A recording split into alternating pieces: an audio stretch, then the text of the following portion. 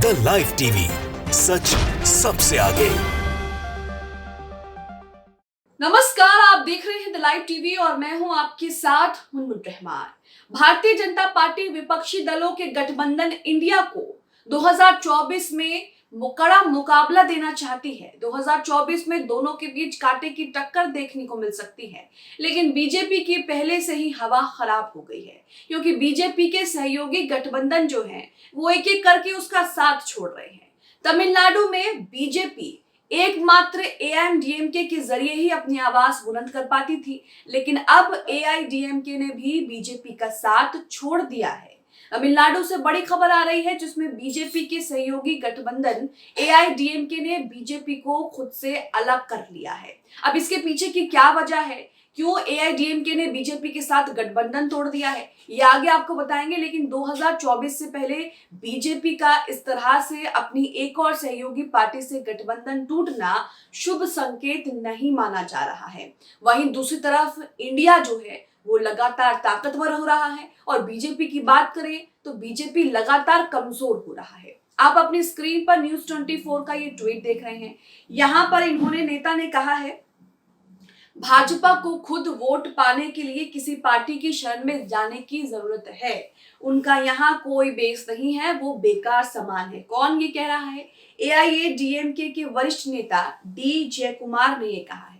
उन्होंने कहा है कि हम अपने नेताओं की आलोचना, हम अपने नेताओं पर अभद्र टिप्पणियां और बर्दाश्त नहीं कर सकते और अब बीजेपी को अपना वोट पाने के लिए किसी और का सहारा लेना पड़ेगा, क्योंकि हम उसका साथ अब नहीं दे सकते। नीचे उनका बयान भी कोट किया गया, जिसमें लिखा है कि हम अपने नेताओं पर टिप्पणी क्यों बर्दाश्त करें, बीजेपी को खुद वोट के लिए किस पार्टी का शरण में जाने की किसी पार्टी की शरण में जाने की जरूरत है, उनका यहाँ कोई बेस नहीं है, बीजेपी एक बेकार समान है। तो यहाँ पर भारतीय जनता पार्टी को 2024 से पहले ही तमिलनाडु में बड़ा झटका लग गया। आपको बता दें कि कर्नाटक में तो बीजेपी पहले से ही कांग्रेस से हार चुकी है। एकमात्र तमिलनाडु में एआईएडीएमके के जरिए ही बीजेपी अपनी आवाज बुलंद कर पाती थी, वहां तक पहुंचा पाती थी, लेकिन अब वहां से भी बीजेपी का रास्ता जो है वो बंद हो गया है। 24 से पहले बीजेपी को ये बड़ा झटका है। इसी के साथ यहाँ पर सूर्य प्रताप आईएएस रिटायर हैं, ये भी यहाँ पर तंज करते हुए लिखते हैं कि अब इनका रोना धोना जल्द शुरू होने वाला है।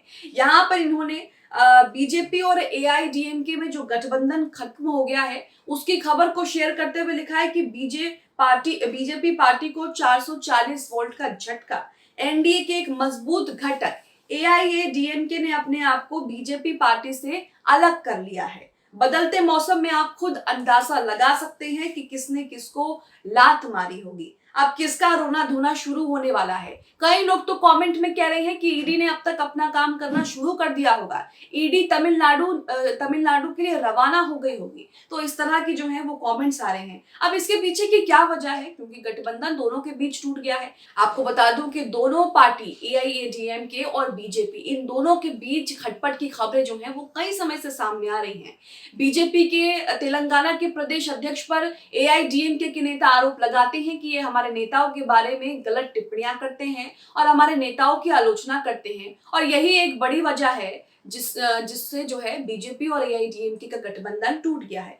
टीवी9 भारतवर्ष की खबर आप अपनी स्क्रीन पर देख रहे हो, जिसमें लिखा है कि तमिलनाडु में बीजेपी और एआईएडीएमके के रास्ते हुए अलग, गठबंधन टूटने की बनी ये बड़ी वजह। अब इसमें क्या वजह है ये आपको बताते हैं। इसमें आगे लिखा है कि एआईएडीएमके के वरिष्ठ नेता डी जयकुमार ने कहा, पार्टी अब तमिलनाडु में बीजेपी प्रदेश अध्यक्ष अन्नामलाई कुपुस्वामी के साथ किसी भी तरह की गठबंधन की इच्छा नहीं रखती है। जयकुमार आगे कहते हैं कि बीजेपी के कार्यकर्ता एआईएडीएमके के साथ गठबंधन में रहना चाहते हैं, लेकिन उनके प्रदेश अध्यक्ष को कुछ और ही मंजूर है। तो यहाँ पर सारी जो तनाव और सारी जो मतभेद की वजह है वो तमिलनाडु बीजेपी के प्रदेश अध्यक्ष अन्नामलाई हैं, जो समय समय पर अपने सहयोगी गठबंधन एआईएडीएमके के नेताओं की आलोचना करते रहते हैं और उनके बारे में मीडिया में बयान देते हैं।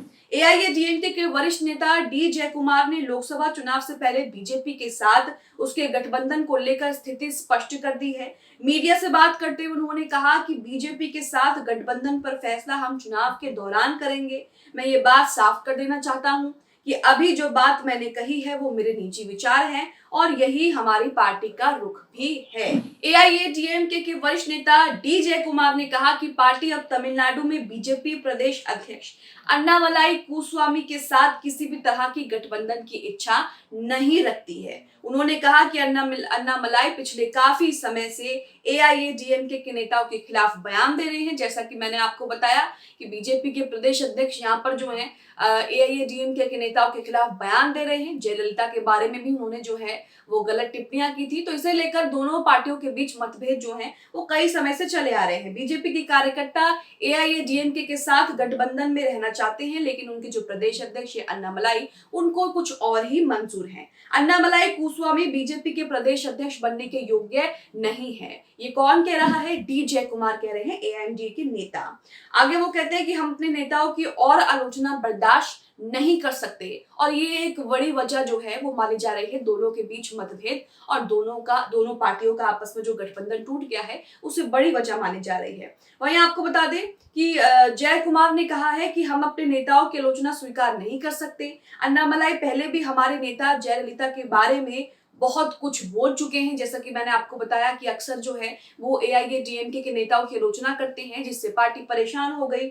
उस वक्त भी हमने अन्नामलाई के खिलाफ प्रस्ताव पारित किया था। उन्हें गठबंधन की मर्यादा में रहकर काम करने की जरूरत थी, लेकिन उन्होंने ऐसा नहीं किया। वो अन्ना पेरियार और महासचिव की लगातार आलोचना कर रहे हैं। अन्नामलाई को इस तरह का व्यवहार पार्टी के किसी भी कार्यकर्ता को बर्दाश्त नहीं है।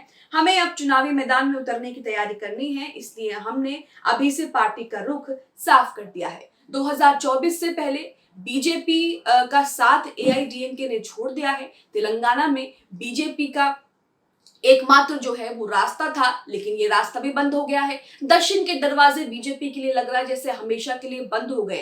पहले कर्नाटक से टाटा बाय बाय, अब तमिलनाडु में जो सहयोगी गठबंधन था, जो सहयोगी दल था, वो बीजेपी से अलग हो गया और इसके बाद तेलंगाना में बीजेपी को कितना जो है स्ट्रगल करना पड़ सकता है, इस बात का अंदाजा जो है वो बीजेपी अच्छे से लगा सकती है। और यहाँ पर आप देख रहे हैं कि किस तरह से बीजेपी को एक और जो है वो झटका लगा है। अब 2024 से पहले एक तरफ तो इंडिया गठबंधन लगातार मजबूत हो रहा है, दूसरी तरफ बीजेपी के जो सहयोगी गठबंधन है वो एक एक करके उसका साथ छोड़ रहे हैं। खबरों में यही आ रहा है कि 2024 से पहले भारतीय जनता पार्टी के लिए एआईएडीएमके ने जिस तरह से उनका साथ छोड़ दिया है, ये शुभ संकेत नहीं है। अब आने वाले चुनावों में क्या होगा?